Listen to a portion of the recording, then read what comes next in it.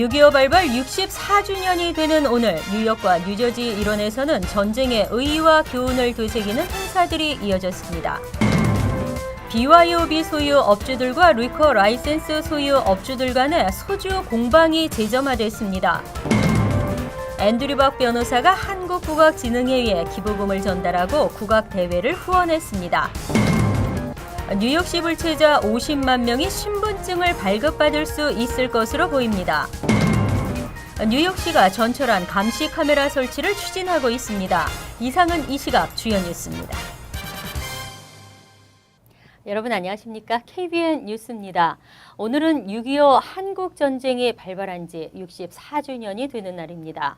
뉴욕과 뉴저지 일원에서는 6.25 전쟁의 역사적 의의와 교훈을 되새기는 행사들이 이어졌는데요. 금홍기 기자가 취재했습니다.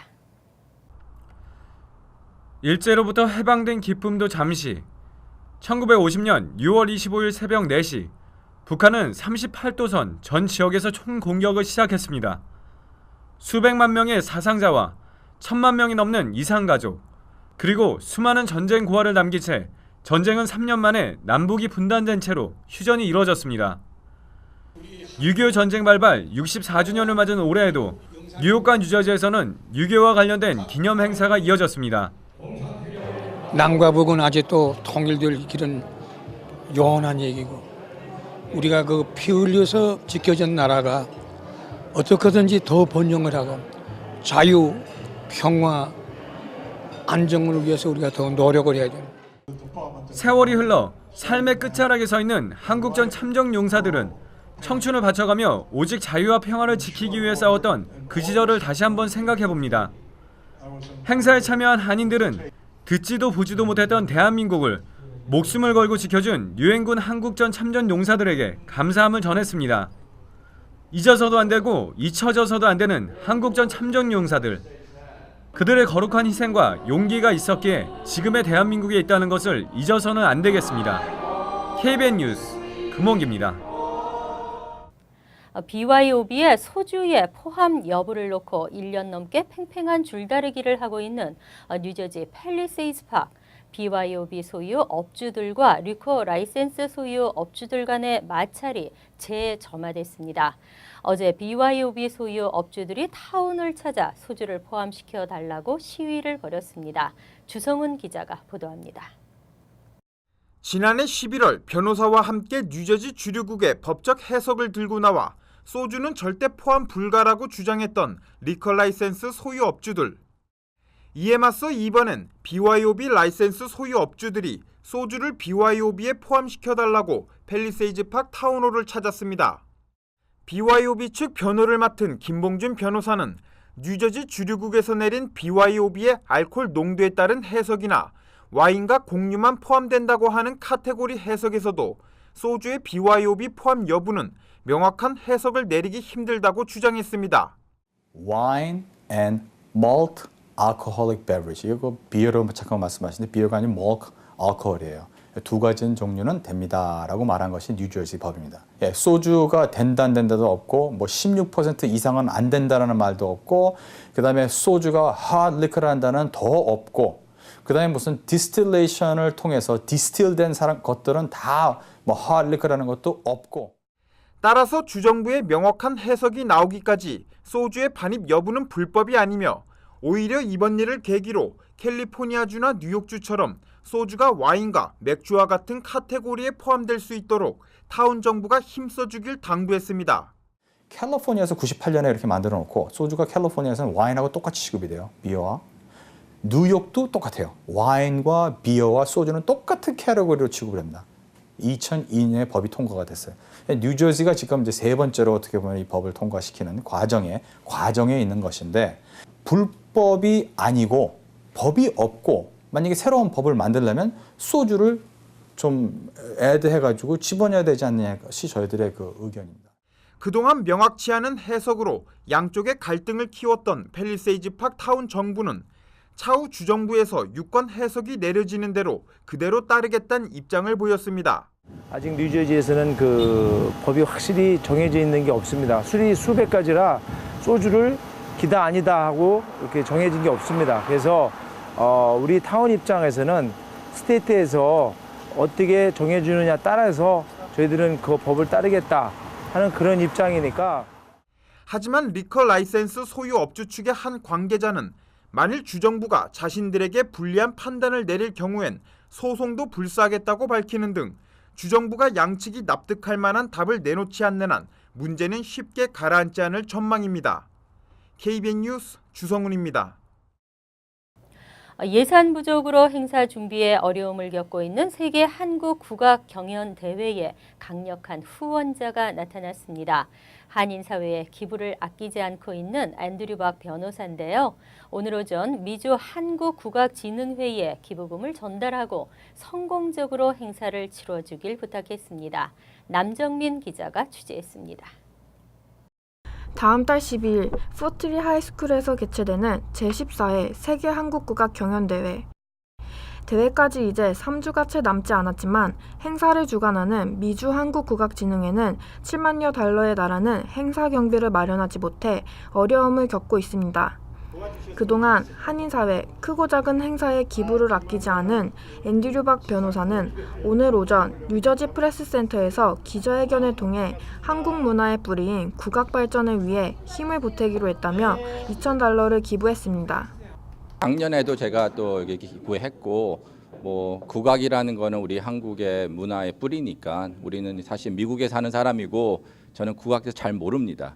하지만 이런 거를 여기 2세, 3세를 위해서도 또 계속 이렇게 이분들이 노력을 하니까 저도 이렇게 이런 중요한 행사를 도와주는 게 좋지 않을까. 행사를 성공적으로 치르기 위해서는 아직 갈 길이 멉니다. 국악진흥회 주옥근 회장은 그동안 영사관과 한국정부 그리고 지상사, 한인기업 등의 후원을 부탁했지만 아직 답변을 못 받았다며 한인 동포들의 관심과 후원을 당부했습니다. 네, 한 7만 불 가져야 모든 경비 지출이 되는데 지금 현재로는 들어올 것까지 한 10,000불 정도밖에 안 돼요. 너무나 터무니없이 좀 부족하기 때문에 좀 큰 돈 가지고 있는 분이 국악을 사랑하는 마음으로 좀 도네이션 주셨으면 좋겠습니다. 다음 달 개최되는 세계 한국국악 경연대회는 문화체육관광부 장관상과 주지사상 등이 주어지며 한국 무용과 국악을 공부하는 예비 국악인들이 참가하는 경연대회입니다. KBN 뉴스 남정민입니다. 내일 뉴욕시 불체자 신분증 발급 조례안에 대한 시의회 표결이 실시됩니다. 현재로서는 통과 가능성이 매우 큰 것으로 알려졌습니다. 뉴욕시 약 50만 명에게 혜택이 돌아갈 것으로 보입니다. 불법 체류자를 포함한 모든 뉴욕시 거주자들에게 신분증을 발급하는 조례안에 대한 시의회 표결이 내일 실시될 예정입니다. 드블라지오 시장은 신분증 발급을 위해 800만 달러를 새 회계년도 예산안에 포함시켰습니다. 또 51명의 시의원 가운데 의장을 포함 48명이 민주당이며 공화당은 3명뿐이어서 법안은 무난한 통과를 예상하고 있습니다. 마크 빌브로이터 의장은 AP통신과의 인터뷰에서 수많은 뉴욕 시민들이 합법적이고 안전한 신분증을 가질 수 있는 기회가 될 것이라며 특히 그동안 신분증이 없어 다양한 사회복지 서비스를 받지 못했던 시민들에게 혜택이 돌아갈 것이라고 강조했습니다. 이 정책이 시행되면 50만 명으로 추정되는 뉴욕시 거주 불체자들이 신분증을 받게 되며 이 신분증으로 은행 계좌 개설과 병원 예약, 아파트 리스 계약 등이 가능해집니다. 시경 역시 시정부 발급 신분증을 공식 인정할 방침입니다. 신분증 발급은 $10이며 저소득층에겐 면제됩니다. 뉴욕시에 거주하고 있다는 것을 출신국가의 운전 면허증이나 출생증명서, 유틸리티 청구서 또는 은행 기록 등을 활용해 증명하면 됩니다. 올해 84세인 대표적인 친한파 찰스 랭글 하원 의원이 오는 11월 본선거행을 확정지었습니다. 어제 치러진 민주당 예비 경선에서 2,000표 차로 경쟁자 에드리아노 에스페일레트 주 상원 의원을 따돌렸습니다. 어제 뉴욕주 연방 하원 의원 예비선거가 치러졌습니다. 이목이 집중됐던 찰스 랭글 의원의 13선거구에서는 오후 9시 투표가 끝나고 시작된 개표에서 초반 랭글 의원은 경쟁자인 에드리아노 에스페일레트 주 상원 의원에게 선두를 빼앗기며 큰 격차를 보였습니다. 하지만 오후 1시 40분쯤부터 역전에 성공했고 내내 선두 자리를 지켰습니다. 개표가 거의 완료된 오후 11시 40분에는 랭글 의원 21,659표, 에스페일레트 의원 19,487표로 2,172표 차이로 랭글 의원이 성공했습니다. 큰 고비를 넘긴 랭글 의원은 오는 11월 본선거행을 확정지었습니다. 최근 이번 선거가 마지막이라고 밝힌 랭글 의원은 이번 선거에서 3명의 도전자를 맞아 고군분투했지만 마침내 재선에 파란불을 켰습니다. 한국전쟁 참전용사 출신인 랭글 의원은 미 의회 내 대표적인 친한파라는 평가를 받아왔으며 오는 11월 중간선거에서 승리할 경우 23선 하원 의원이 되는 기록을 갖게 됩니다. 한편 플러싱과 베이사이드 6선거구의 그레이스맹 의원은 무투표로 본선거행이 확정됐습니다. 세계적 관광지인 뉴욕시 전철이 범죄나 구걸하는 노숙자 등으로 얼룩지고 있습니다. 최근 전철역에서의 절도도 급증하고 있는데요. 뉴욕시는 범죄 피해를 줄이기 위해 전철 안 감시 카메라 설치를 추진하고 있습니다.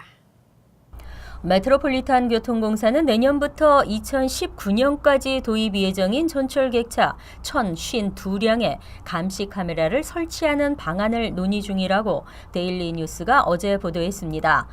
빌 브렌튼 NYPD 국장은 2017년까지 우선적으로 객차 내 감시 카메라 300대 설치를 목표로 하고 있다고 말했습니다. 현재 뉴욕시 전철역에는 4,000개 이상의 감시 카메라가 설치돼 있지만 열차 내부에 는 감시 카메라가 설치돼 있지 않아 열차 안에서 발생하는 절도 사건의 범인 검거에 어려움을 겪어왔습니다. MTA는 뉴욕 시경과도 협력해 열차 내에서 발생하는 범죄 피해를 줄이기 위해 총력을 기울이겠다고 밝혔습니다. 올해 들어 전철역과 열차에서 구걸하다 체포된 노숙자나 잡상인은 전년 동기 대비 3배 가까이 증가했습니다. 특히 한인들이 많이 이용하는 7번 전철역의 경우 절도 건수가 급증해 감시 카메라 설치가 시급하다는 지적입니다. 브렌튼 국장은 또 감시 카메라 설치 외에도 경찰들이 태블릿 PC를 이용해 열대 객차 내부를 한눈에 볼 수 있도록 하는 시스템을 논의 중이라고 강조했습니다. 하지만 이에 대해서는 지금도 끊임없이 감시를 당하고 있는데 열차 안에서까지 또 관찰을 당한다면 불쾌할 것 같다는 의견과 범죄 예방과 실종자 수색에 도움이 될 것이라는 의견 등이 엇갈리고 있습니다. 미국 내 전체 한인 재소자들은 200명이 넘는 것으로 알려졌습니다. 뉴저지에서도 최근 한인 수감자가 급증하고 있습니다. 뉴저지주에서 중범죄를 저지르고 체포돼 교도소에 복역 중인 한인 수감자가 2년 만에 2배로 급증한 것으로 나타났습니다. 한국일보가 뉴저지주 교도국 수감자 자료를 분석한 결과 살인과 사기, 절도, 폭행 등 범죄에 대한 확정 판결을 받고 수감 중인 한인 재소자는 모두 14명으로 집계됐습니다. 여기에 형량이 남아있는 상태에서 가석방 판결을 받고 주 교도국의 관리에 있는 한인 4명까지 합치면 모두 18명으로 늘어나게 됩니다. 지난 2012년 9명보다 무려 2배가 많아진 것으로 분석됐습니다. 범죄 유형을 보면 살인죄가 4명, 이 중 과실치사를 적용받은 1명을 제외한 나머지 3명에게는 종신형이 내려졌고 지난 2000년 살인과 강도로 종신형을 선고받은 장모 씨가 가장 오래 수감 중입니다. 이어 살인죄로 종신형을 받은 최모 씨는 2005년부터 복역해오고 있습니다. 올해 들어선 위조품을 제조해 유통시켜 3년형을 받은 김모 씨가 복역을 시작했으며 절도죄를 저지른 이모 씨와 강모 씨가 각각 지난 5월과 6월 뉴저지주 교도국의 재소자로 등록됐습니다. 연령대별로는 30대가 가장 많았고 50대 5명, 20대 4명, 40대가 2명이었습니다. 이들이 범죄를 저지른 지역은 버겐 카운티가 8곳, 미들섹스 카운티 4곳, 캠든 카운티와 애틀랜틱이 각각 2곳 등이었습니다. 비자 발급이 비교적 수월했던 J 비자에 대해 연방 당국의 심사가 대폭 강화됐습니다. 한국 유학원들의 상습적인 위조 서류 제출 등 불법 행위가 많아진 데 따른 것입니다. 서울지방경찰청 국제범죄수사대는 지난 22일 서류를 조작해 비자 발급을 대행해주고 수수료를 챙긴 유학원 관계자들과 위조를 의뢰한 대학생 등 41명을 대거 적발했습니다. 이들 유학원들은 강남 일대에서 미기업 인턴 취업을 원하는 대학생들에게 건당 500에서 550만 원의 수수료를 받고 교수 추천서나 경력 증명서 등을 위조했습니다. J비자는 대학과 기업이 보증 당사자가 불법 체류 가능성이 적고 스폰서 기관에서 기본적인 검토를 거쳐 비자 승인을 내주기 때문에 대사관에서 비자를 발급받기가 비교적 수월한 것으로 알려졌습니다. 하지만 한국인들의 서류 위조나 가짜 서류 제출 사례가 빈번해지자 지난해부터 미 국무부와 스폰서 기관들의 서류 심사가 대폭 강화된 것입니다. 특히 지난 4월 주한 미국 대사관은 한국 경찰에 J비자 신청 서류 위조 수사를 의뢰했습니다. J비자를 발급받은 한국인들은 지난 2000년대 중반부터 급증해 2010년 처음으로 한 해 16,000여 건을 넘어섰고 3년 연속 증가세를 이어가면서 2012년에는 16,445명의 한국인이 J비자를 발급받았습니다. 하지만 미 국무부의 비자 심사가 대폭 강화되면서 지난해 J비자 발급 건수는 15,000여 건으로 뚝 떨어졌습니다. 이상으로 KBN 뉴스를 마칩니다. KBN과 함께 즐거운 저녁 되시기 바랍니다.